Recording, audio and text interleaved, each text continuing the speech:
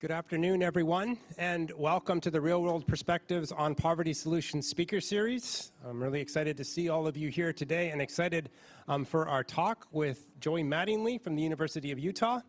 We're really excited to partner with the School of Pharmacy in bringing Joey here and having him engage both our kind of series, but also kind of the university generally over the last couple of days. So welcome here. It's great to have you, and I'll ask you to say a little bit more about yourself and then get going. Great. Thank you, Trevor. And really excited to be here today.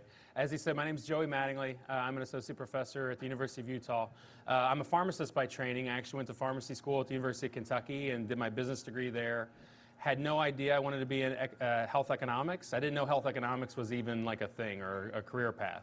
So for me, becoming a pharmacist was important because growing up, my grandmother really struggled to pay for her medications. And it impacted me as a child, seeing her struggle. And so when I shared this with a guidance counselor, college guidance counselor, like, pharmacy sounds like a good path for you. And the pharmacist actually was really impactful for my grandmother's care. And so it was really meaningful for me. But it actually took longer for me to understand that there's this whole world of health economics and health policy that I could study and learn. And so I actually went back into my PhD after working as a pharmacist for several years. So a lot of my work today, while I definitely can be very nerdy and wonky about certain economic concepts, I actually am more of a pharmacist, and I'd like to talk more as like I would talk to just any normal person, like not at the just total economics level. So hopefully that's okay that I use a little bit more lay language in the way I like to talk. But definitely after this talk, if anyone has any questions or things, please feel free to reach out. Also got to see a really cool hockey game last night. So I don't know if anybody got to go to that, but that was an awesome game. So I didn't grow up a hockey fan. Growing up in Kentucky, I don't think I could root for Michigan, but I felt like I could cheer on the hockey team and not feel any animosity. So anyway, I have conflicts of interest. I am talking about drug pricing today, and so I do share that my wife is actually a full-time employee at the Food and Drug Administration. So we create conflicts for each other sometimes. What I'm hoping to do today is to talk about prescription drug pricing, particularly focused in the U.S. We want to identify major entities involved in drug pricing, and also just sorry to Fitz if I'm moving around a lot. I like to walk. But I want to talk about the major entities in the supply chain. So it's not just the pharmacy. We've got various entities involved. Then we're going to talk about insurance benefit design. I hope it can be a little bit engaging. I don't know if, I guess for recording purposes, if anyone does ask a question or answer a question, yeah, I was going to say I might be able to, if we can use the mic, would be awesome. And then we want to really talk about patient affordability and access, because sometimes it's like thinking through what drug affordability or evaluating affordability might be for a patient who's just trying to get the medication that they need or was prescribed. Okay? So before coming here, while being new to understanding what's going on at the Poverty Solutions Center was, I wanted to read, what's the mission? What's the mission here? And thinking about how do we find ways to alleviate poverty through action-based research, but really trying to make systems work better for patients with low incomes. So that really resonates with me. I love that mission, and so I wanted to make sure, even though I'm going to get into some things that I think impact everyone. So before we begin, when I hear poverty, I don't know if others feel this way too, but you think of like maybe the poverty thresholds or like the definitions of poverty. How many of you all had to probably learn those things and know, okay, how many children are in a family, how many people are in the household, and you do all those calculations. But I think it's too narrow for today's discussion. Growing up, my parents worked, but I still qualified for free and reduced lunch. But we didn't qualify for Medicaid for some reason. So like it was one of those kind of weird things growing up. I didn't feel poor. I didn't identify as in poverty, but I knew we struggled. Right? So I think for today's discussion, I hope it's okay that I don't stick to the pure definition of poverty. I think that struggle can happen at a lot of different income levels, and that income doesn't solve a lot of our problems. But it's important that we maybe think beyond that. So I hope my discussion applies to all incomes, but I do think those with lower incomes are going to be probably more impacted by some of the things we talk about. Also, so I'm talking about health insurance. What's really impacted me this past year was seeing a CEO of a major health insurance company assassinated. We saw the video, or a lot of you may have seen the video. It was really horrific. And sadly, there were a lot of people that celebrated. And I don't know how to take that. Like part of me, to me, that sends a message to the insurance companies, and how we think about insurance benefit design is that if the public sees you as a villain, that's problematic. Like we need to do more to explain how insurance works, and not to think to assassinating someone's fixing the problem. And I can't promise a right answer today. So I apologize. A lot of my students in pharmacy love like black and white answers. This is the right answer. This is the drug you use. For most of my talks, there's not a right answer. My job is to help present to you the challenges, the economics, and to think if you make a decision, if you create a policy, what are the potential consequences that you want and the unintended consequences that maybe you don't want, okay? So often my advice is not telling you what you should do, it's saying, okay, if you do this, then this, okay? So I hope that's helpful, and again, I apologize, I might get negative comments of like, we don't really have a solution at the end, but hopefully we'll understand some of the trade-offs. All right, so first audience question. What do you think when you hear the phrase drug price? We have a little mic. Anybody want to share? What do you think of when you hear the term, the phrase drug price? The first thing that comes to your mind. Oh, here. Yeah, go ahead. Oh, yeah, 'cause that way you pick it up on the thing. Just the copay. The copay. All right, good. Yeah. Expensive. Expensive. All right, cool. All right, now a lot of nods on expensive. All right, anyone else? Oh, don't be shy. Yeah, there we go. I would say like big pharma profitability. Big pharma, profitability. All right, we got profit, expensive. Changeability. Changeability. All right. Ooh. Others? Oh, she just took a bite of cookie. Sorry. You'll say it for while she said ambiguous. Ambiguous. Ooh, I like that. All right, very good. Okay, so I don't know if a lot of y'all have interest in this topic. Is this something that's kind of like, what is going on with drug prices, right? All right, so the second question kind of goes with this a little bit. Maybe it's a little bit more complicated. And so I always ask my students to answer this question this way. So I would love to hear any of your answers. I always say, can you explain this to like a fifth grader or like explain it to someone in middle school? How would you explain how health insurance works? Anyone want to take that one? That was it is a harder one. Has anyone had to think about how health insurance works just yet? Or what about insurance in general? You can even apply it to car insurance if you'd like. How does insurance work? I've tried to explain it to undergrads before, but like Yeah. the idea that you and a group of people all pay a monthly amount into this pot of money, and then if something happens to you, you are supposed to get that money to pay for that emergency health thing, or if you have health expenses, that pot of money that you've paid into theoretically will pay you for that, but also that you have to ask the insurance company to pay for anything. So you have to make claims, and then it's under their discretion whether or not you get that money, regardless of how much you've been paying into that system. That is incredible. Did everyone catch what she said? That's one of the best answers I've heard. So are you thinking about health economics as a future career, health policy? No, I just teach the kids about. Oh, okay, good. Oh, well, thank you for that. That was so accurate. All right, that was so accurate. No, because like it's so hard to think about. I use the pool of money idea as well, because it's part of it's like we think about this. How often do you often think of your insurance as like, okay, you're trying to use it, right? And it's like declining what you're trying to use, and you're fighting with it, right? We don't maybe think about like who pays and who benefits, and she eloquently stated who pays. Like we all pay. We put it in a pot, we put it in a bucket, and someone controls who's taking the money out of the bucket and giving it to cover something. And that's maybe sometimes the most fundamental problem that we run into is the needs of the individual person and the needs of the community, or so the values. Our value systems aren't the same.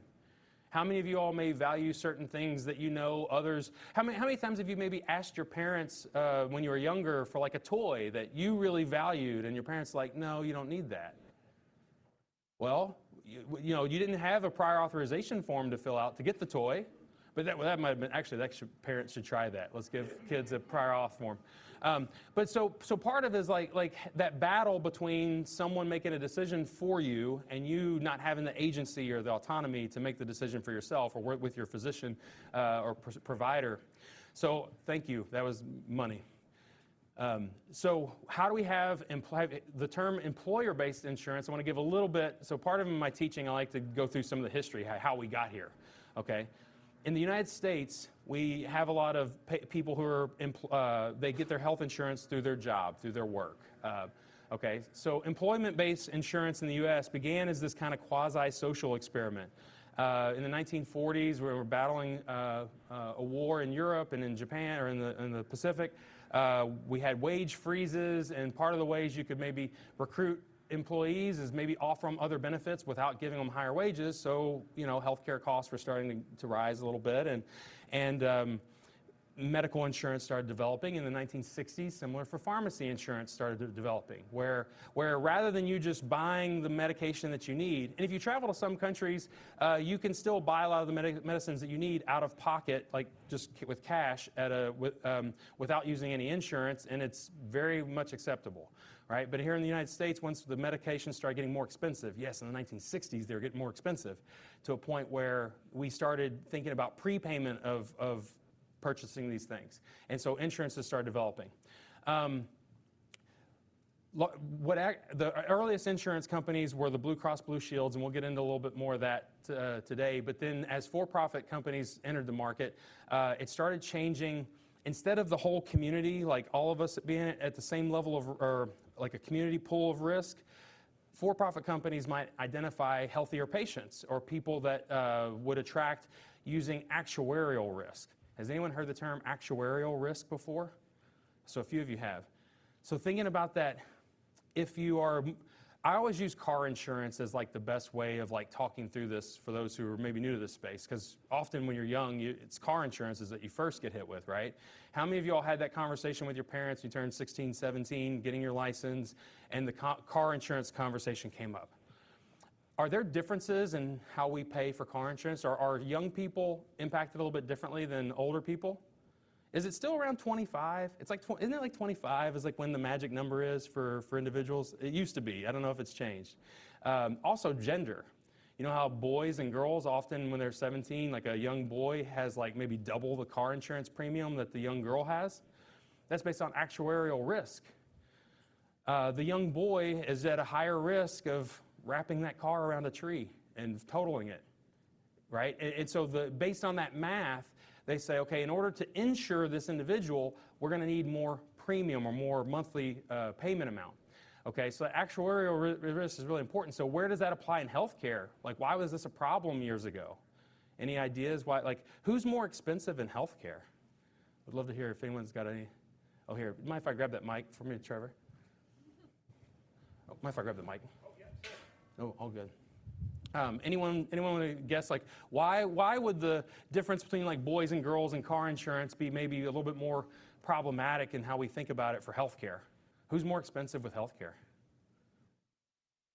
Oh, I heard that. Wait, I heard that. Was that from outside or over here? I heard old people. All right, so the age, the older. All right, what else? I saw a hand up. Yes, please. I was going to say usually the people that need it the most, like disabled or like immune compromised people. Absolutely. Now, many of you are young and maybe weren't as familiar with this phrase from about 15 years ago. Anyone ever heard the term pre-existing condition? Right? We're not that long from where pre-existing conditions kept us from getting insurance. We had to like make law to change that, right? So prior to just 2010, we were saying, okay, you had cancer, you battled through it, you survived, which is awesome, celebration. Now try to get insurance. Nope, right? Because you're now at this higher actuarial risk. Oh, we'll insure you for $5,000 a month, right? So thanks. Right? So my point is that actuarial risk actually becomes a bit of a problem, because if it's not a community, if we're all together and we all agree that, hey, at any point in time something bad can happen to us and let's all put money into the pot in a way that supports everyone, well, as you can imagine, if you can chop things up and put sicker people over here and healthier people over here, the healthier people can have way cheaper premiums, right?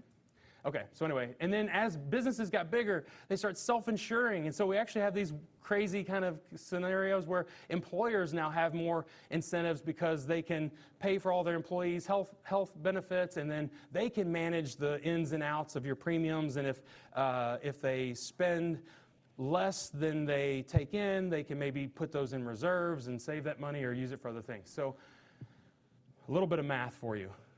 You don't have to memorize the equation, but it's helpful to know the directionality of where things are. So this premium is that monthly fee we all put into the pot, okay? And if you have a job, your employer often pays a portion of that premium. And depending on your employer, they may pay 70, 80, 90%. At the University of Utah, we have a really generous health benefits situation where they pay about 90% of our premium or 80% of our premium. So this loading factor on this side of the equation, so I always think about just right and left or left and right. So you have to I like to quiz my students to say, like, make one of these variables a little bit different, like increase a variable, and what happens? Is it going to have a positive relationship and cause the premium to go up? Negative relationship, have the premium to go down. So not super complicated math, okay? The loading factor is like the administration of the plan. And also for a for-profit plan, if you want to make more profit, one way to do that might be to raise the premiums, if all else is the same. But also, what else has happened in this country in the last few years? We've had some inflation, right? Where wage inflation, house inflation, a lot of other inflation. Inflation, if the same employees you have at your company, their wages go up, this is going up, and that's putting more pressure on the premium. So even like an Aetna or a CVS or any of these insurance companies, if they need to give their employees raises, that if nothing else changes, would put pressure on the premium that you charge your population, okay? The negative sign in front of the C, so coinsurance rate. The coinsurance rate is, broadly speaking, so we heard copay earlier, it's a mix of just copayments, deductibles, basically the amount that you pay out of pocket when you want to use your insurance. Okay, so that was the piece of that. We put money into the pot. We're going to give money out of the pot, but you've also got to put money into paying for what you're getting. We do that for a couple of reasons. Like we do think that, I think since the 60s, we've always had a thought of potential moral hazard as a term you'll hear in economics somewhere. If patients don't have to pay anything, are they going to be more risky is kind of maybe the theory, right? Is like, oh, if you don't, like, so I live in Utah. If I did not have health insurance, I would not attempt to ski. Does that make sense? But hey, I got good insurance, so I can get on the mountain and tear my ACL and be fine, so I can maybe be a little bit riskier, right? So that's kind of the idea of having a bit of a coinsurance. And then, of course, P&X are just general broad price of healthcare and quantity of use of healthcare. Right before the pandemic, when the pandemic hit and the world shut down and we were like, oh my gosh, this is like this crazy virus that's going to spread. We're going to use so much healthcare. So we freaked out thinking the premiums are going to go up. We actually saw maybe looking back, it seems obvious. Well, we stopped using a lot of other healthcare things. Like we stopped a lot of elective procedures. We stopped a lot of things. So ultimately, there was a period where the insurance companies had planned for a catastrophe, and we're like, oh, we have way more premium money than we actually needed to spend out. So the one big takeaway I take from this equation, when I try to explain to my students, is that this coinsurance C, in the medical literature and the public health literature, we focus a lot on how much does the patient pay when they use their health care. And we often ignore the other side. How much does everyone pay on a regular basis, right?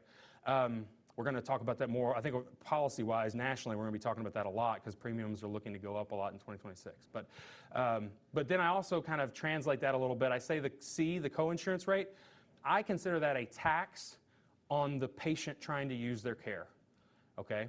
So it's the tax on the patient that's going in to get care, the one who needs it for their prescribed, their illness, whatever that may be. And this premium is the tax on everyone else. So the two taxes. Hope I don't offend anyone using the term tax, but it's a tax to me. It's like, so when we say, if I try to go ski and I tear up my knee, because that just feels like what would happen if I tried to really ski in Park City. If I needed to then get surgery or do something like I would pay out of pocket to have those things happen. The terrible thing about that coinsurance rate, if it's an amount that someone can't afford, then they may say walk around with that torn ACL for a while and not actually get it repaired, right? And in medication access, what I deal with a lot is, you're prescribed like a medication for cholesterol so you can prevent a future heart attack. and that cholesterol medicine price goes up a little bit. You're like, well, I haven't had a heart attack yet. Maybe I don't need to take that med, right? Because it doesn't feel like something you have to, like, okay, maybe I just got to eat a little better or whatever. So then you start having patients making decisions that they're maybe not going to get the medication that they need because that co-payment went up a bit. And that's kind of like in economics, we'll hear terms like elastic demand. The price changes a little bit, the demand changes a lot. Whereas if you were having a heart attack and you call the ambulance, how many of you are going to be like, whoa, how much is the ambulance? Wait, hold on. Your ambulance is how much? Hey, let me shop around and find ambulancefinder.com or something, or maybe see what Uber's got, right? So it's more of an inelastic demand that moment you're having the heart attack. So I actually think when you use co-payments, it's meant to say, all right, we want to make sure you're making the best decision, right? But when you give a high co-payment on something that someone doesn't really have a choice, to me it's just a straight tax. It's just like you're literally just taking money out of their pocket because they have to have the care. Okay, so I'll get off that soapbox for a minute, but I just want to, these are some of the main points I talk about with this equation. All right, so this is with employers-based insurance. What if you're unable to work? What if you're unable to work? What do you do? Yeah.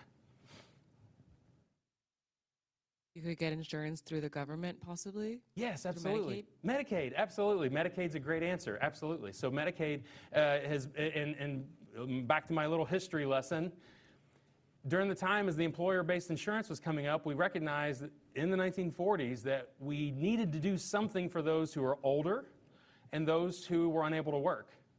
It took about 20 to 30 years of debate and battling this until we reached a compromise in 1965 and it gave us Medicaid and Medicare.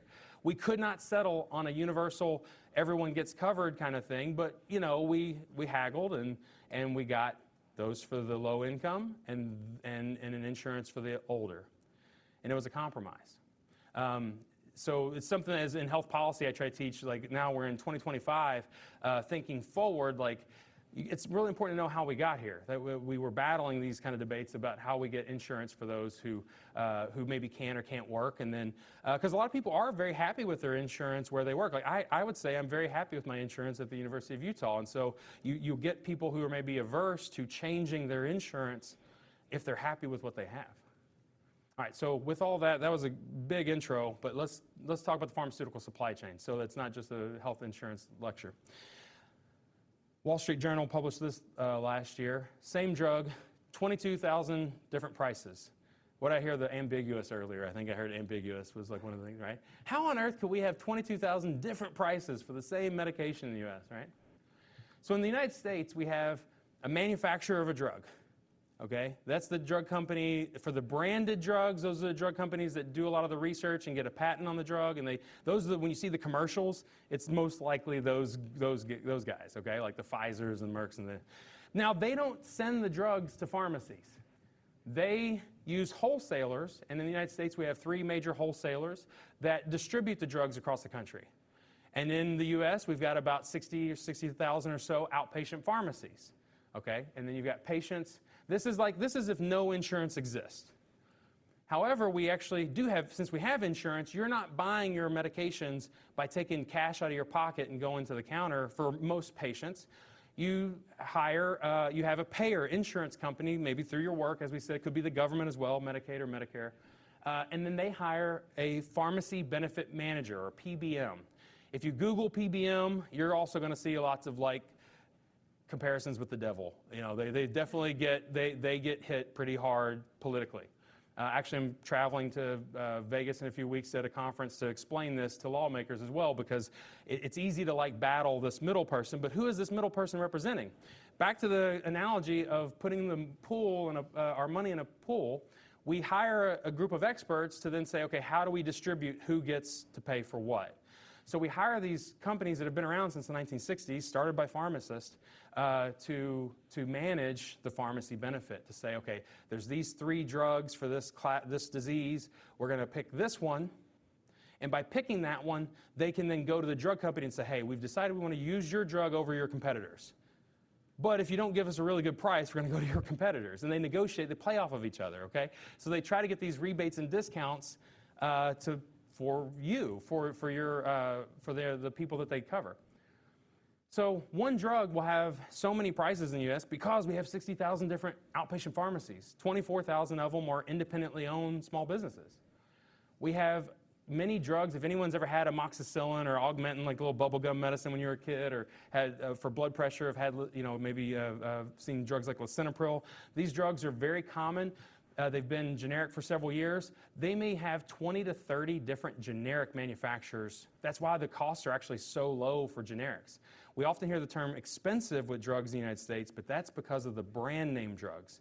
The generic drugs are actually some of the cheapest in the world in the United States. We have some of the lowest priced generics in the world. And then despite having 3 large pharmacy benefit managers, so you would think, why would insurance companies contract and have all these different things? Because the PBM is responding to employers. So the PBMs are actually representing all these different individual employers like the University of Michigan or Ford or other employer groups. So they'll cut us up these contracts, and the contract will be tweaked just enough to where one drug is $10 for one employer, and it's $11 for one, and $12 for one. So it's actually not necessarily nefarious. It's not like necessarily this, intentionally ambiguous, I don't think. It's just a function of having a free market system where there's a lot of competition. So now I wanted to get through the core components of it, okay? Because the last half of it is the application. Flying out here, so what I love about public university, your data is public, okay? So when flying out, and as someone who's advised the University of Utah's health plan, I was excited to see, well, how does Michigan do it, okay? Congratulations, you've all been hired, okay? You've all been hired as the University of Michigan Assistant Vice President of Employee Benefits and Wellbeing Services. This is, I don't know if Brian Basher is attending today or watches this thing, but let's maybe not tell him that we're taking his job. But he might be a good person to know, because when I saw it, I was like, all right, that person's got a tough job because they had the benefits for all the employees here at UM, okay? We've got about 30,000 employees, which means there's probably more like 50 or so thousand beneficiaries, right? So if an employee has a child or a spouse, right? So you actually may have more people on the plan than the 30,000. Your annual employee benefit spend, according to your annual report in 2024, was about $2 billion. $2 billion. So that's medical, pharmacy, okay? And this is self-funded, okay? So the University of Michigan and the University of Utah is the same. We're self-funded. We're a little bit smaller than you guys, so ours isn't $2 billion, but that's how I'm kind of estimating. So I don't know.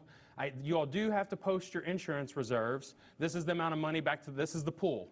Right now, y'all got $211 million in the pool, so we're hopefully okay. But you know what that money represents? It's about 2 months of your spend, okay? So if you spend $2 billion a year, $200 million is probably what you need to keep in the pool. Because what you want is you don't want a bad month. You don't want a bad month where, oh my gosh, we had maybe a catastrophe. Again, we had a global pandemic. We didn't know, like, you want to be ready for like the worst case scenario where something bad were to happen, okay? I'm estimating, so I don't know this figure exactly, but I bet Brian does. So you probably spend anywhere from $80 to $100 million a year in pharmacy alone. Okay? You currently have options if you're an employee for the UM Premier Care, Blue Cross Blue Shield, Community Blue PPO, and your prescription drug plan is administered by Prime Therapeutics. This is a PBM. They're not in the big 3. They're actually like 4th or 5th, but they're actually owned by the Blues. They're owned by the health plan, so they are vertically integrated. If anyone's heard that phrase lately in policy, vertical integration, ooh, bad, right? So it's a subsidiary of BCBS, so your PBM is also owned by, and so the way, and I'm assuming this is the way Michigan did it, this is how most companies and governments do this. When you're looking for someone to manage your plan, you put out a request for proposals. So you actually put out a request, and then these individual companies submit requests and say, okay, we're going to get you this deal, we're going to use this pharmacy. So you have a lot of agency. Because you're a self-funded employer, a lot of people want to get your business. Okay, if you just want to hire me to spend your $2 billion, I'm available. Okay, I can free up some stuff. Okay, so it's a big deal. But now you've been hired in this position. Okay. Now what's really tough, and I heard that you all are on a president search. Okay, so we're in the process of hiring a new president. So the new president's going to have to tackle something. From 23 to 24, Michigan saw a 5% increase in their employee benefits cost. And I circled here, they even highlighted in your annual reports due to prescription drug costs were a big driver of your increases. So it's actually really important to think about, like, I would imagine whoever this new president's going to be, and then the HR office, they're looking and saying, why are prescriptions so expensive? Or what do we got to do?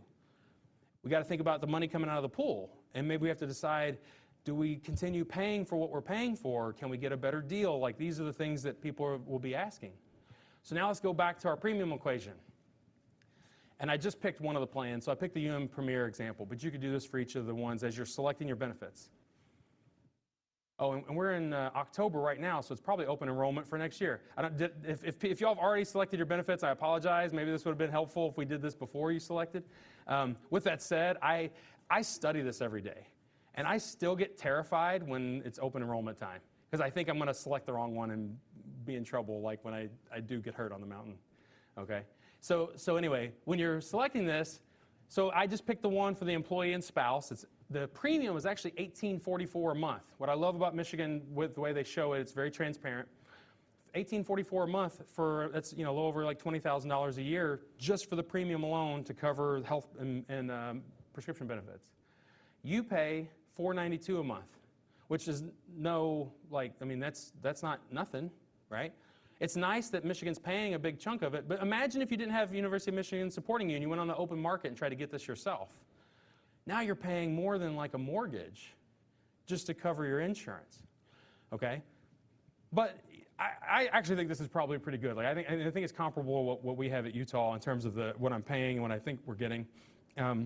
I do think it's generous. I think it's good that, and it's probably, Michigan probably has, and I don't know, this is my first time in Ann Arbor, but I would assume Michigan, in terms of attracting the best and brightest employees, you want to have a good benefit package so that people don't have to worry about those kind of things, okay? Now, what you notice, there's some trade-offs that happen when you're picking out your plans. They say things like, your out-of-pocket may change if you use in-network providers. Wait, what? So Michigan cares about who you see, right? They don't want to let you just go see any doctor. They want to make sure the doctor's willing to maybe accept their terms. So for pharmacies, if a pharmacy, remember the 22,000 different prices? If a pharmacy wants to charge a higher price because the pharmacy believes I provide a better service, you might not get into the network. Okay, so that's a challenge that independent pharmacies, and even Walgreens announced that they're being purchased by private equity. Walgreens, one of the oldest pharmacy chains in the country, is struggling financially because they are struggling with accepting the financial terms that employers want to pay for their prescriptions. So physicians, pharmacists, nurses, PT, ophthalmology, dental, we all battle this when you accept insurance, and even for car insurance. I caught a rock hit my windshield on the highway last year and had to replace the windshield. When I went onto my app for my car insurance, they kind of steered me towards certain people to replace the windshield. I couldn't just go to any mechanic. Well, I could, but I would have to pay out of pocket, right? So that's kind of the trade-off of like where we start restricting things. And then we say about, what about that copayment? Well, it's not a flat, like, wouldn't it be nice if you just knew you just paid this amount? No, because how many patients know if their drug is going to be tier 1, tier 2, tier 3, specialty, needs to go mail order? And that's where we often see our insurance is like, we have a condition, we're sick, we go see our doctor. The doctor tells us, here's your condition, here's the best drug I think for you. Then you go to the pharmacy, and that's your first usually big dose, no pun intended, of like this healthcare system of like the craziness when we think about prescription benefits. The pharmacist tells you, oh, so that's tier 3, $225 for 90-day supply, $75 for the one prescription. Like, what if you have 3 or 4 things, right? What if your condition not only requires 1, but maybe 3 or 4 therapies? Now the 75 and the 10 and the 20, those things add up. Now out of pocket, remember, you were paying the $492 already. The premium, it's already paid. Comes right out of your paycheck. This out-of-pocket piece is extra if you want to use it. So now go back to the doctor saying, hey, you're fine now, but I need you to take this pill for the next 20 years to prevent a future heart attack.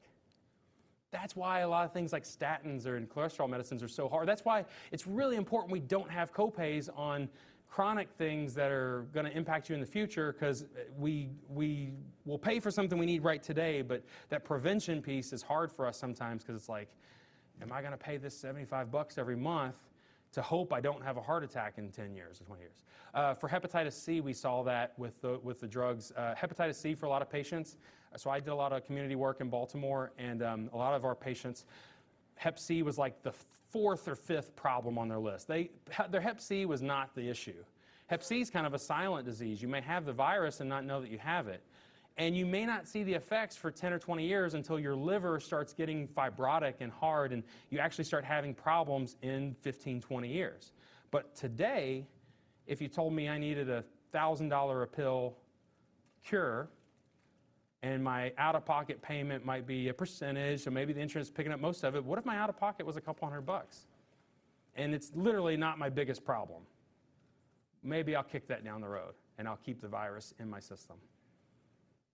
Right? So the problem when we design benefits is that we have to be so careful here, and there's reasons of steering, there's reasons of trying to get the best deal, but then there's also these like unintended consequences for us, right? If we make it where the patient has to pay so much out of pocket and they're making these decisions, remember the tax on the patient versus the tax on everyone else? All right, so giving you a lot of the terrible stories. And also, oh yes, please, question, yeah. I'll go back to that. Just to further complicate things, how do like services like GoodRx factor, like how do they work in this whole thing? Oh, I love that. Great question. So has anyone heard of GoodRx? It's like the online, let me go back to, let's just go to the sheet here. So in the GoodRx space, years ago, they did have these same companies that were they're like a little coupon program. GoodRx found a way to digitize it and get a lot of pharmacies to agree to take a lower payment, and they get a cut. They get like $1. They are making money off of it as well. But what they're allowing is for patients to pay essentially 100% out of pocket. They're not using their insurance.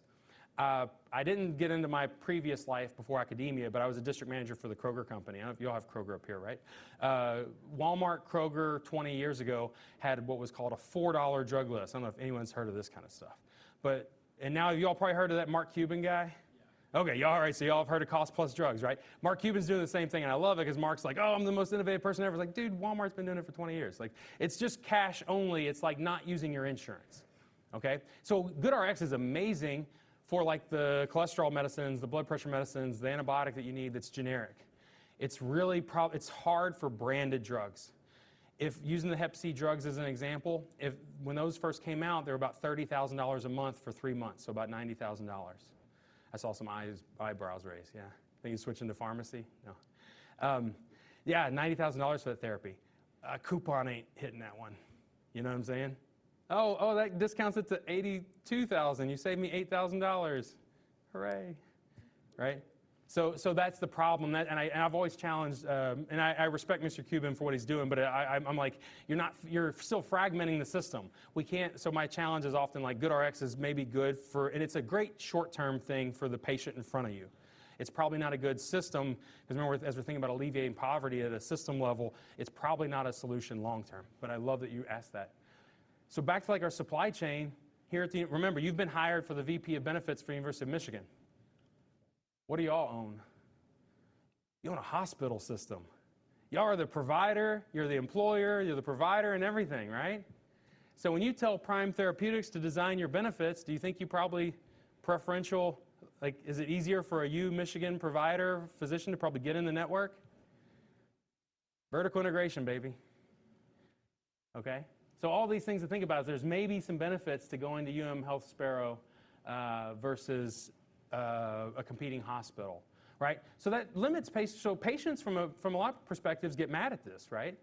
You're telling me I can't go to the physician that I have a relationship with. Like, what if your physician is in the network 1 year and decides I'm going to not take these fees, and they leave the network? You didn't change. You love that doctor. But now that doctor decided out of their own agency, I am not willing to accept these lower prices. Therefore, I'm leaving your network. So that's why it's really complicated when we think about the physicians, pharmacies making the decision to accept the insurance terms for the lower price, and then them feeling like they're not getting compensated fairly for their So the physicians and pharmacies hate insurance too, but for very different reasons than patients. More of like they don't feel like they're getting paid enough. Okay. This also was really challenging back in 2009 when the Obama administration was proposing the Affordable Care Act. I had this clip of videos of, there was like a period where it was President Obama at the time. He'd just been elected president, and that first year, he went around the country and he said, hey, if you like your insurance, you can, if you like your doctor, you can keep your doctor. If you like your insurance, you can keep your insurance. He was basically saying the Affordable Care Act wasn't going to change, keeping your same doctor. And he said it over and over again in the campaign trail. If you like your doctor, you can keep your doctor. That's not how insurance works. That's not how anything works in terms of, I don't think he was intentionally, it's like you don't know if he's intentionally trying to mislead, but it wasn't accurate. And so what happened after the Affordable Care Act happened, just like anything else, if a physician decides or they don't want to participate in the system, they say, I'm not taking your insurance. That happens in the private market as well. But it was like, it was sold that you could always keep your doctor, and it's more complicated than that. Okay, so this happens as well, even when we're doing all the best of intentions. So I'm trying not to be super negative, because remember, you've just got this awesome new job. Okay, so now the new president's hired for UM, and he comes to your office. Guys, the prescription drug prices are just we're spending too much on our employee prescriptions. How do we flatten this curve? How do we keep it from going up to flatten it, or how do we even get it to go down? How do we get a better deal? What are our options?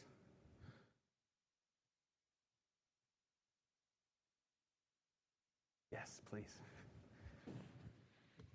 Make them use generics. Okay, make them use generics. I love that. I absolutely love that. So everyone all right, so anyone, I'll tell on myself, okay? When I am a big fan of peanut butter. I love peanut butter. I am a loyalist to Jif. No offense to all my other peanut butter lovers of different brands. But if you made me use that Kroger brand peanut butter or that Walmart brand peanut butter, I would be so upset. So I totally agree with you. The generic, I would be fine using the generic peanut butter. I'd be fine, but I wouldn't be as happy. So as patients battle that too, right? Where they say for your medicine, here's this brand that's got this commercial. You got the person throwing the football. They're smiling. They're like, oh, this drug's amazing. Oh, but here you get the generic. So that's using generics is absolutely the way to. That's why with your insurance, when you first get sick and your doctor prescribes a medication, they're going to start you on the lower cost generic first, right? To see if that works for you. And then you have to fail that, or maybe fail multiple therapies. It may take 6 or 9 months for you to get the drug that the doctor originally wanted you to get. But that's an absolute answer. Generics. All right, what else? What other options do we have? I don't know. Am I the only Jif lover in here? I feel like there's, I don't know. Y'all have those brands that if you had to get the off-brand, you would. Please, go ahead. They're going to make people, push people onto an equivalent drug that they have some discount on. Yes. Okay. So then, some discount on. That's a great question. All right. So back to the deal making. This is where I think a lot of people do get angry, right? So we've hired Prime Therapeutics, right? We have, University of Michigan, right? You have as the benefits vice president. On your behalf, Prime Therapeutics has to go to different drug companies and negotiate. Have any of you all heard about these new weight loss drugs, the GLP-1s? I don't know how, if you're on Instagram, you've heard about it, right? The ads are everywhere. All right, there's 2 companies that are leading the market in that, Novo Nordisk, Eli Lilly. Now, that's good. It's not a monopoly. It's a duopoly. So at a minimum, we can play them off of each other. And that's what Prime and those groups are doing. They're going to Eli Lilly and they say, hey, I can get that Ozempic from Novo at this price. What are you going to give me? Right? That's the deal making. And so you end up getting, for where you have that competition, you can get a better deal. So sometimes what'll happen at the beginning of a year, you'll see the formularies change. And you'll see you've been on this drug forever and ever and ever, and then starting January 1, everyone's got to switch to this other thing. And then you're like, wow, what is this? This is, the insurance company. Yeah, you hired them, right? You hired them to do that for you. Okay, and then also where we do run into problems too with companies like Vertex right now, they're the only company competing in the cystic fibrosis space. And cystic fibrosis patients have no other option than one company. So guess what they offer in rebates? Rebate? What are you talking about? I ain't giving you a rebate. What are you gonna do? Like, not give the child the medicine? And they literally, the drug company has all the power in that situation. So I love that. Any other options? Any other options? Yes. Make sure we're okay on time. What time do you like to end? A few minutes? Okay. I've been here at the U long enough to see my copay go up Yes. like 5 times. Oh my gosh. So you want to increase more copayments? All right, so now we're increasing copayments. Uh-oh, we're taxing the sick people. That's an option. Other options? Anyone else?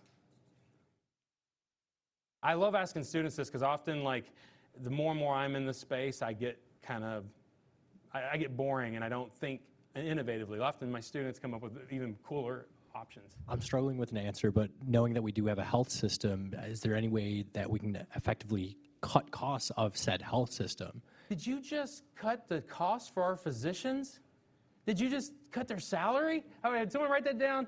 Physicians at the UM, half salary, right? Yeah. Yeah, we did it. Guys, we did it. I like that. All right, so UM doctors, half salary. All right, cool. Others? That is an option. That is an option. Yeah. But you might not get into med school if you're applying. Maybe more vertical integration. Let's just start making it ourselves. Oh my gosh! So I taught this with the grad students yesterday at the College of Pharmacy. They know the College of Pharmacy has the ability to make medicines. They were like, yeah, let's cook this stuff up. Like, yes.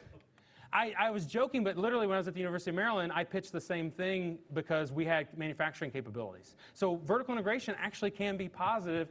Then how do you communicate that for patients to say, hey, this med that the Novo Nordisk makes is good and all, but have you tried the Wolverine version of it, made by our students in a lab? So I actually just had a question in that case, because you mentioned there's some companies that only create like one type of drug. Does that mean if there's currently a company that only creates one type of drug, they can make generics, other people could if they wanted to, or are there laws against? Yeah, oh, no, that's a great question. Oh, so here, let me make sure I'm rephrasing that again. So if a company has the market kind of surrounded, right, like a monopoly, the only one making it, they do control, I mean, they are functionally a monopoly, and and there's no law to say they can't give it away for free. Like, that's the other thing, too. There's no law that says you have to charge more, right? You're often charging, in business economics, you're thinking you want to if you're trying to maximize profit, maximize shareholder value, those things that we then say, okay, what can we get for this product? Right now, the going rate for a cystic fibrosis child to get maybe 20 more years of life. It's incredible what we're doing with cystic fibrosis. It's going to be about $300,000 a year for that child, or the child's health plan. Okay, and so when you have a functional monopoly like that, it's hard to especially when it's like a rare condition. That's why when you'll see the ones that hit the New York Times, those drug costs are usually kind of the rare drugs. It's like, oh, it's $1 million for this therapy, and it does feel like, wait, do we have to do that? One thing I argued last year for the Hep C drugs was that the government had an argument to possibly buy the patent from the company. So not to do it in we can take it, and government can use eminent domain to take somebody's house to build a road. So there is the argument that if the government wants to take it, it can take it. But I also think there's a free market way of, well, what if the government negotiated and said, okay, I'm going to buy this from you, and then I'm going to distribute the license out to let it be manufactured? That's a great question. And that's why we need, so we're cutting doctors' pay, we're cooking up semaglutide in the lab. I think we coined it Wolverine glutide yesterday. So we've got some market opportunities. But these are all really great things. I want to make sure, respectful of time, back thinking about our poverty solution mission.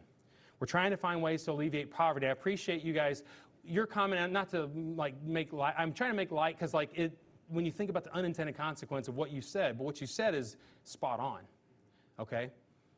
I like making a 6-figure salary as a pharmacist. Full stop. I guess that's the only point, okay?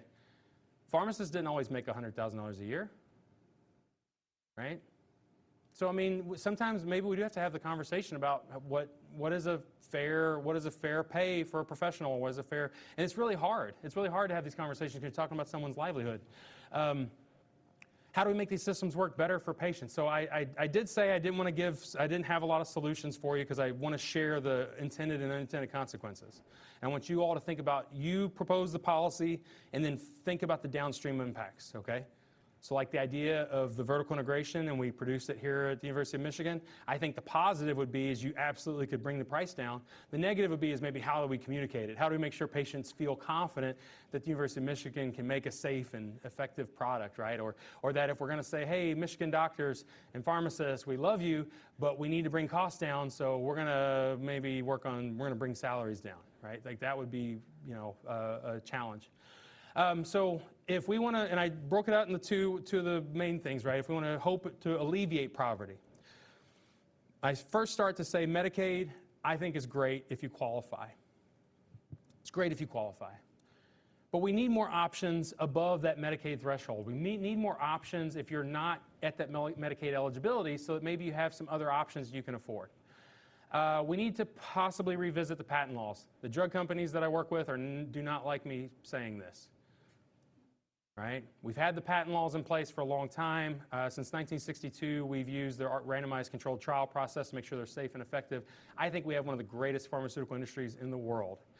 And it's time to maybe revisit. Have we put so much emphasis on the innovation and what you can get out of the patent that we're forgetting that, like, well, what if we can't afford the great innovations that we make?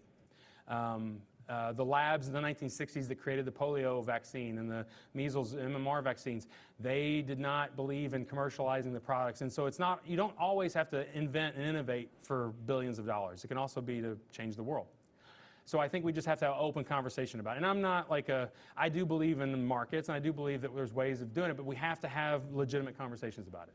And then transparency upsets me so much because people are like, oh, we need transparency, we need transparency. If you were hired as the vice president for benefits at the University of Michigan, I promise you would have transparency to the benefits that you pick for your employees. Back to the ambulance example. You can have full transparency on the cost of the ambulance. If it's an inelastic demand and you need that ambulance to get to the hospital or you might die, what's the point in transparency? Okay, $10,000, whatever, I'll pay it. If I survive, like if you're not sure you're going to even survive the thing, like what's the transparency going to do? So transparency is not a panacea. It's popular in politics to say, oh, let's have transparency and it's going to fix it, but it's not going to fix it. Making systems work better for low incomes. So recently, I don't know if you've heard that we're having a national Medicaid work requirement mandate, so we're going to see work requirements as part of it. I tried to be as optimistic as I could to say I think there are smarter ways of verifying work eligibility. Right? So I actually want to see pharmacists and physicians that work with patients on a regular basis, like, why don't they help with the Medicaid verification? Because what we saw in Arkansas was sometimes it was just the patient struggling to upload a PDF onto a janky website. Can you imagine if you had to upload a PDF like once a month to make sure you were employed? We would all end up getting kicked off our insurance, I think. A lot of us would at some point. So it's like we should make this super easy. And then probably my more controversial one is, it's probably time we revisit that health insurance and employment combination. I hate that young people get their first job, you go off your parents' insurance, and you find a good job with good insurance, and then maybe a good opportunity comes up. Maybe you could start your own company or something. And then you're like, yeah, but I need health insurance. Right? I need that health insurance. And then it prevents you from being awesome and innovative and changing the world because you got to keep your health insurance because you have to keep your job. So I think it's time to separate those two. And that's probably I don't know if it's controversial in this room, but it's very controversial in some rooms I speak in. Okay. And then finally, what I do think you guys might resonate here is we got to go beyond just the medication cost and these things. And that's why I think like RX for Kids is one great example where you're talking about, hey, you need money for things when this child is born, right? We don't care. Like, here's the money. Take care of yourself, all right? So when we're talking, so I got the invite to come out here. Thank you. I could move stuff around. Heck, I canceled one of my classes. Students were happy about that. I said, here, just do your reading work on your paper. I'll see you next week. I have the flexibility to do that. If I was working at, if I was a real pharmacist again, working at, Walgreens or whatever, I'd have to figure out how to replace my shift so the pharmacy doesn't close, right? I am in a very luxurious gifted position to be able to drop what I'm doing, fly to Ann Arbor, and spend time with you guys. So we have to go beyond just your insurance today. When we think about a lot of the economics we focus on is the drug costs, the hospital costs, the ambulance costs. We forget about the time missing work. We forget about the little things that, like, if you have a big family, you have all this other like support network to help you through something. Someone that might just come stay with you and make food while you're sick. Those are the things we don't think about, that the individual that doesn't have the rich support network or doesn't have or maybe you move away. Any of you all move far away for college? Is this far for you? Anyone that had to travel far? So any family close so no family, right? So you had to build a new support network here, right? Because without that support network, who do you go to when like you're sick and upset and things? So sometimes it's like insurance isn't going to fix that. Or as we think about that, how do we make sure people are supported beyond just the dollars for their health care? All right, so with that, that's all I've got. I think we're right towards the end of time. But any last questions or comments before I go? Yes, in the back.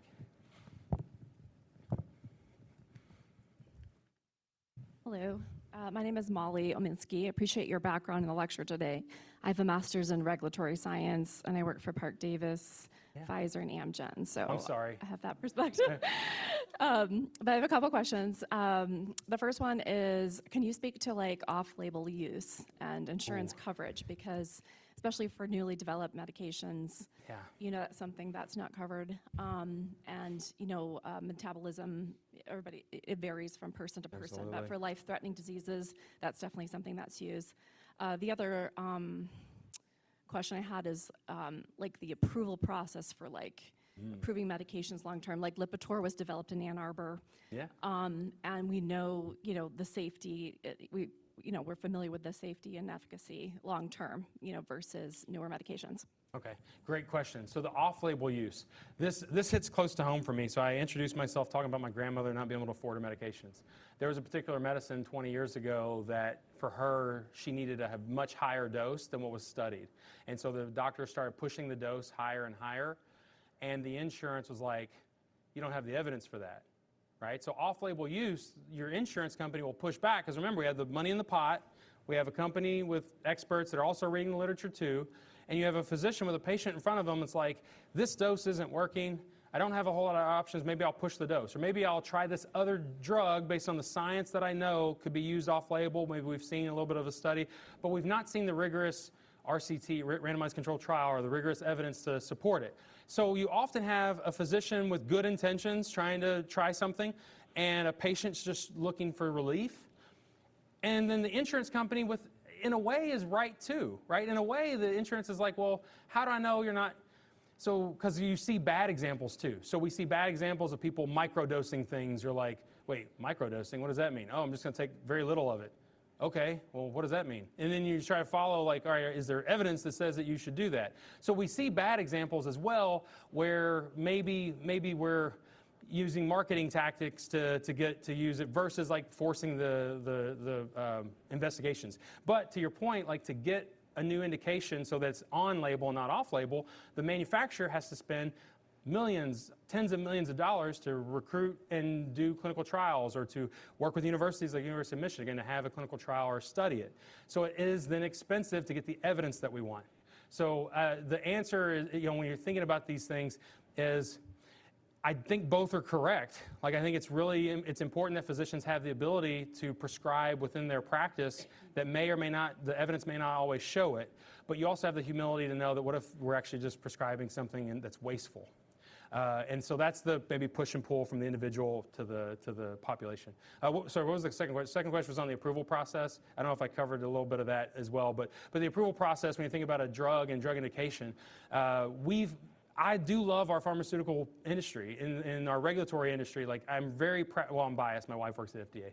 So, but I think we have a very safe. It's amazing. We fill 4 billion prescriptions a year in this country, and it's amazing we don't have more just crazy side effects and deaths and things coming from putrid products that we did have in the 1930s and 40s and 50s. We had elixir sulfonilamide in 1938 that killed several patients. We actually had an issue in 2012 where a compounding pharmacy sent out vials that weren't prepared properly and killed several people. So the fact that we don't see that every single week, I think is phenomenal. But the trade-off is the cost to then make sure there's high quality and the cost to make sure that it's safe. So over that, how are we okay for one more question or? Oh. Yeah, I don't mind. Do you As mind long taking as- a few yeah, more? You cut me off. I'm here for you guys. My flight's at 6 though. The question will not be that long, Okay. I promise. I could talk. The answer might be that long. Yeah, so thank you again. In your solutions, you sort of talk about maybe reframing Medicaid policy and expanding some sort of qualifications, or perhaps getting another program to, like, I know I've worked with patients who usually fall through that, like the donut crack? hole, Yeah. in which they don't qualify for Medicaid or Medicare, and they're essentially left with nothing. So my question for you is, like, what, if you're envisioning or designing this other option right now, how do you see it panning out? Is it a government program? Is it a private program? Is it a mix of both? Or is it an expansion of Medicare? Like, how do you see that playing out? And, like, in terms of policy, what suggestions would you give policymakers for how we design this? Oh man, that's so good. That's such a good question. Because I have a lot of thoughts, and all of them are going to have good and bad to it. You know, all of them are like not perfect, right? So if it's government-based, so I always think about it in terms of how do we get policy passed. Do you all ever think about that with, like, you have an idea, but it's like, oh, it's a great idea, but it's never going to get passed through Congress or whatever because of whatever reason. So my brain goes to that immediately, so I hope that's okay. But I think whenever I think of a government solution, I'm like, oh crap, there goes half the country, right? And if I say free market solution, oh crap, they're going to the other half of the country. So like I sometimes worry, how do we like solve, you know, you have maybe individuals that feel confident in the government and then the individuals that prefer the free market. And so it's like, can we blend both? You know, can there be, so what worked oddly in the state of Kentucky when the Affordable Care Act passed, so like Obamacare, the term Obamacare had this negative connotation. A lot of individuals hated Obamacare because of the marketing. But in Kentucky, they called it Kentucky Connect. It was Obamacare, but they branded it something different. And patients loved it. Sometimes it's like, how do we package it, right? Can we package, if you package this government-sponsored entity, but you already have this mindset that the government is bad, you're not going to feel good about it, right? That's why actually joking around the Wolverine glutide or whatever. You guys have a good brand. I mean, I saw at the hockey game last night, I didn't get the fist pump right, but I was trying to, like, you know, get in. It's a very catchy fight song. You guys have a good brand. I actually think the M logo would work on a pharmaceutical company for sure. I do. I think so. I don't know. Maybe, is that just me? Maybe y'all don't feel as strongly about that. But I think that you could. I don't think people often see the University of Michigan, even though you're a state institution and a public institution, you probably don't feel, when you hear big government, you don't think University of Michigan, I don't think, right? I don't know, do you? So maybe it could be something where it is public, it is nonprofit, because I think there might be some advantages to nonprofit, but nonprofit's also not always perfect, because there are nonprofit organizations that can do bad things because we're human and we're bad sometimes. So it's like, it's the regulation of like, all right, here's the mission of what we're going to try to do. And maybe we start with like a poverty solutions center where we say this is our mission. We're not shy about it. We're saying we are going to do these things. So if we're going to cook up some semaglutide in the basement here, but it's because to fulfill a mission. Because there's individuals who weight loss could benefit them and their health outcomes. And if we follow that mission, we say, this is what we're trying to do, and we're transparent about it. One reason why, again, I make fun of Mark Cuban at times, but I'm actually very inspired by his communication method for cost plus drugs, is he said from the beginning, I'm going to charge you 15% markup. I want $5 for pharmacy, $5 for shipping, but that's it. He just says that's what it is, right? And I'm cutting out middlemen or whatever, and he's vertically integrated because he's making it in his basement and shipping out. But he's transparent about it, and I think maybe that could be part of it. I feel like I danced around a little bit, but I'm just letting you know that I think the solution, I believe that it needs to be a mix of maybe some type of public-private combination, because you got to bring everybody together that are the anti-government and pro-government kind of voices, if that makes sense. So I'm thinking strategically, how do we get the votes? How do we get the votes? We got to get everybody on board. We got to get enough people on the right, enough people on the left to say, okay, we all agree this could maybe work. And that's my hope. Could it take 20 years to get it? Yes, because it took 30 years to go from no insurance to 1965's Medicare and Medicaid.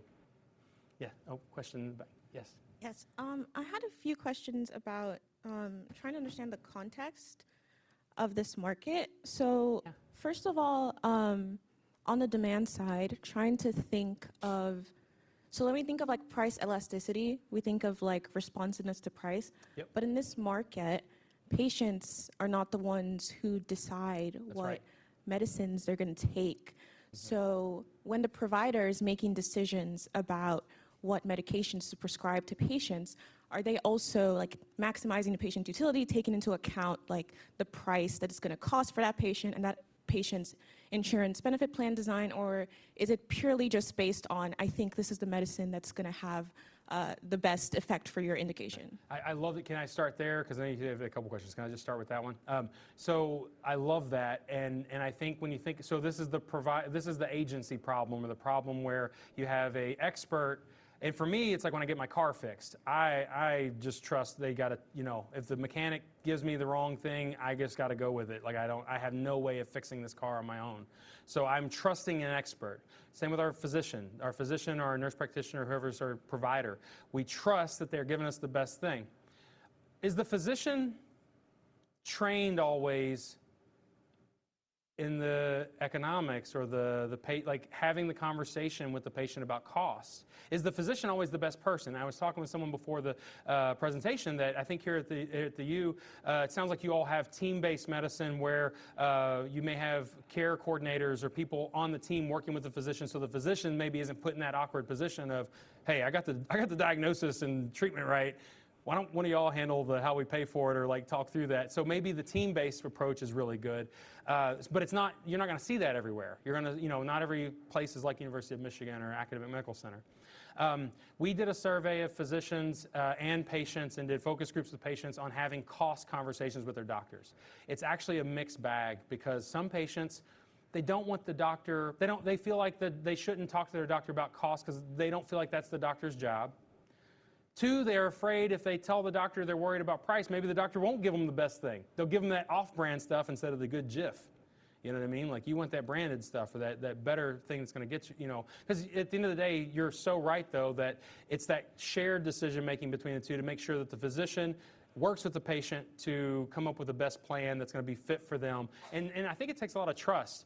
How many of you guys maybe have known your doctor for a long time? For me, when I was in college, it was my pediatrician that I needed to like grow out of, but I didn't want to find a new doctor because I love my pediatrician. And you had that trusting relationship. I think in those relationships are way better for having a personal conversation about your bills impacting your medical stuff, right? So I actually think part of it we're trying to teach in pharmacy and in medicine is how do we build trust with our patients? How do we get them to a place where they're willing to share personal, they'll share all their medical stuff, but maybe they don't want to talk about their finances because they don't want to be looked at differently because of the stigma with not being able to afford something. So that's a real, but I think where we're studying in this school and with this center is that I hope we can have more conversations about these things where there's not stigma. Someone could say, I'm struggling to afford this, and if I can't fix this thing, the treatment you're giving me is not going to work because I can't go get it. So, and again, I think you had one other question, or is that? Yeah, I have another question that was more on the supply side. So it's just, again, trying to understand the context, how competition works between like these insurance company plan managers. So let's say, for example, if Blue Cross Blue Shield in Michigan negotiates a specific price with CVS in Michigan, is that the same price that applies to all Blue Cross Blue Shield CVS relationships across the country, or is that a different? No, likely not. Likely not, because the Blue Cross Blue Shields are broken up, and even like say Express Scripts will have a national formulary that's negotiating their national thing, but they'll cut little side deals. They'll have different kind of. So when I was working through the University of Utah, part of it was like we wanted to have more full autonomy and decision making with those things. We wanted to make sure we didn't cut out all the pharmacies in Utah, because we have a lot of our students graduate and own a pharmacy in Utah. And we don't want to like cut the economy in that way, or cut just to save a few dollars here or there. So we were battling those kind of things. So to your answer, no, it's probably more complicated than that. That's why you'll see the disparity of prices. Okay. And the last point, which is about exclusivity, I'm so sorry. Right. So usually providers accept multiple insurance companies, right? Do we ever see, like in negotiations, something where like insurance company could say, if you accept, like Blue Cross Blue Shield could say, if you are going to work with me, then you can work with anybody else except United Healthcare. Is that a possibility? Where you're excluding another business. I don't want to answer that because I don't know. I think they probably, my gut says they probably could. So when you're, so I don't want to, and now I've got my industry folks in the room too. I was like, oh, maybe I don't want to, because I'm also thinking on the drug negotiation side, like if you're getting on a formulary, you don't want your number one competitor to be at the same formulary tier as you. So like you might want, right? So it's that's maybe the piece is you're trying to cut out your competition in some way. And I think it happens on the insurance side. I think it happens on, it happens all throughout the system. And it's rational, right? It's rational because you're trying to beat your competitor. And the competition can be fierce and ugly. So I actually think for both insurance and for, say, pharmaceuticals, for pharmacies, there might be some type of preferential thing. It's like, hey, if you don't go to my competitor, I'll give you this better deal. But you probably have to be careful with how that's worded because I feel like that starts getting into a territory that might be too anti-competitive. Thank you for your question. I want to go back to policy-related questions. Yeah. So, and I think you already answered this to a little bit, but I was hoping you could expand on, so like, don't want to give the guy too much credit, but Operation Warp Speed, I think we can agree was like a pretty powerful and pretty amazing accomplishment that happened. Is there aspects of that you think need to be amplified throughout our existing system with initiatives like that, or is there drawbacks that you would? Gosh. That's so good. So the fact that we even associate like President Obama with Obamacare, President Trump with Warp Speed, we associate individuals like to get the credit, that's probably our biggest challenge. If Pfizer had announced their vaccine a few weeks earlier, the election might have turned differently, right? Because the vaccine was announced not long after the election results. That blows my mind. And then look how much vaccine uncertainty we've had in the last. I just did an economic model on the cost of measles outbreaks. I thought we were done with measles. I didn't know that was back. It's back. Okay? So my fear is that because we associate with an individual, because we want to put our name on it, we want to build a statue, we want to take credit. And we all do. We all have that ego. I love that my name's everywhere. Dr. Mattingly. Yeah, it feels good. But like, if me having my name on it keeps half the country from wanting it or thinking it's successful, then take my name off of it, right? That's part of the problem that we run into sometimes is sorry, I know you're gonna get me on a soapbox, but it's just like, I do think there's, so I'm researching right now some of the history of the MMR, the measles, mumps, rubella vaccine. I had an amazing conversation with a physician who's about retired at Yale, who studied under the Nobel laureate who literally got the Nobel the year over his polio work. The same year he got the Nobel, his lab figured out measles. And I'm just thinking like, oh my God, can you imagine? And this guy's name's not everywhere. It should be, right? It probably should be. But I don't hear his name like I hear some other names. And then when talking to this physician, he's like, yeah, I studied as a medical student in his lab, and you know, it just wasn't our thing to commercialize everything. Like we ultimately had to work with drug companies to commercialize it and get it to market because there's a lot of advantages that the commercialization does. But the ethos of that lab was not, let's get a patent, let's build a statue, like let's, you know what I mean? Even though he did get the Nobel, right? So I think the bigger answer to like when we talk about a warp speed or whatever is that everyone wants credit, and then if you don't get the credit for it, then we attack it, right? Because actually I think it was amazing. We got amazing vaccines out of it, and now it's like, for some reason, you know, the person maybe didn't get the credit at the time, and then there was a lot of vaccine uncertainty. I don't know, I'm going to go off topic, and this is all recorded too, so I might be in trouble. I hope I don't know if I danced around that, but I was trying to just get it. I'm more interested in like how you're talking about insurance creating impediments to pricing. Yeah. And then, you know, Warp Speed was able to like get this distributed to a vast amount of people at a relative cost. Like how do we? So let me, if I could, the one thing I would propose, and this is what I was trying to do with the Hep C drugs. in Louisiana and Washington State, they tried to come up with what they called a Netflix model. It wasn't a Netflix model. You can't just cancel after a month. You know, it's not like something easy. It was a long-term partnership. They put out an RFP bid that Gilead had to bid for and AbbVie had to bid for, and the drug companies had to compete against each other to get the contract. It's a public-private partnership.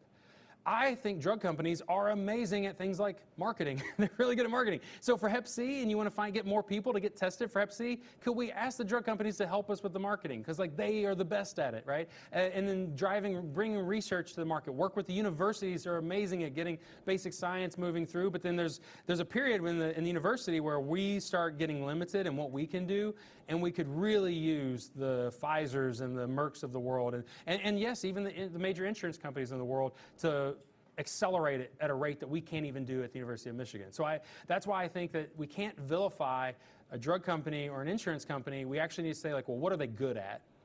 What are they really good at? And let's use that. So I actually think you're onto something in terms of, for certain conditions, we probably need to develop some type of an agreement that's a win-win, because they're supporting their shareholders and they have their mission too. Like, their mission isn't this, right? Their mission, it may be to cure certain diseases, but they also have that mission to their shareholders. So how do we make it so that maybe they can make money and also cure hepatitis C, right? So I think there's maybe, I don't know, that it feels like I'm singing like Kumbaya, like we're all going to get along with like for-profit, not-for-profit kind of motives. But I do believe that. I do believe that Warp Speed is a great example of where people we all responded, and we could probably learn from that. Great question. And all really difficult questions, guys. You guys are testing me. We're close to the end, but I know that there were a couple of hands over here that I didn't get to. Are there any last questions that people want to ask while we have Joey here?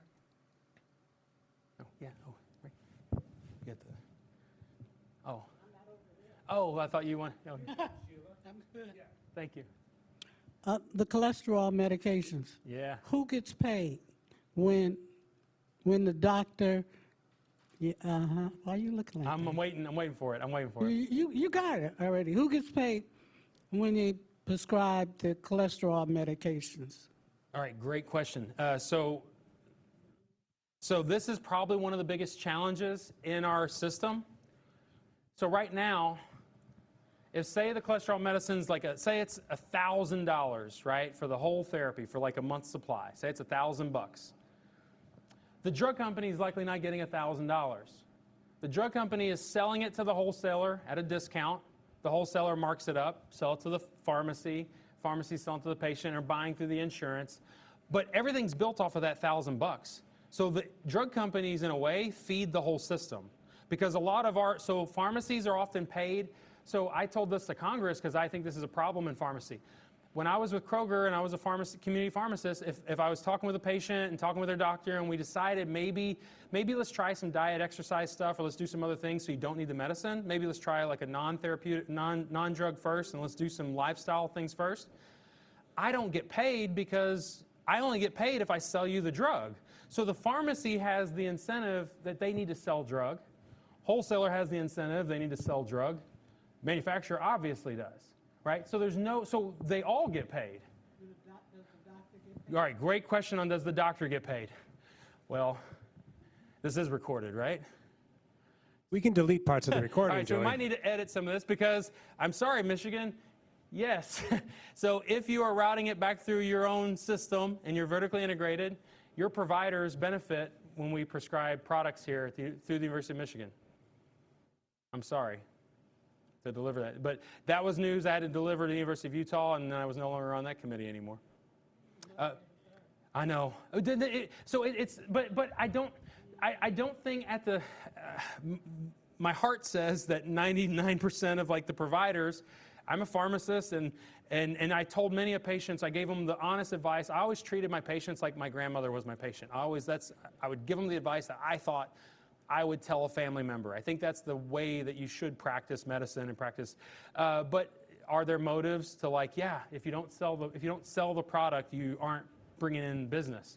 And so I think that's an incentive that we've got to be very, very, very careful with. Because if the doctor has a motive to prescribe or run tests, or you know what I mean, if they have the incentives, it's only rational to think that some are going to do it out for the money versus maybe the best. Or, you know, sometimes it's like there's two options. Have you ever had that situation where you could start a medicine, or you could try to watch and wait, or wait, or maybe try some other things before you started the medicine? If all things being equal, everyone makes money off of you taking the medicine, the push is going to be to take the medicine. You know what I'm saying? And that's probably not good. Like, that's where I do think you all probably sometimes feel like maybe we're over-medicated, or we think that we use a medication for a lot of things that maybe we could do other things with. But anyway, I was like, as you asked me that question, I knew it was going to be a tough one. I was like, that one's tough because I don't want any of my clinician friends to be mad at me that I'm saying that they're only doing it for the money.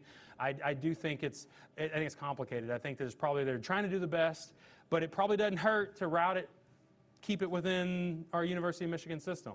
And same with the University of Utah. If we keep it in the system, we benefit from it maybe more than, say, if it went outside the system or something like that. That's a great question. All right, well, I think we're at time. Let's thank Joy for this great presentation.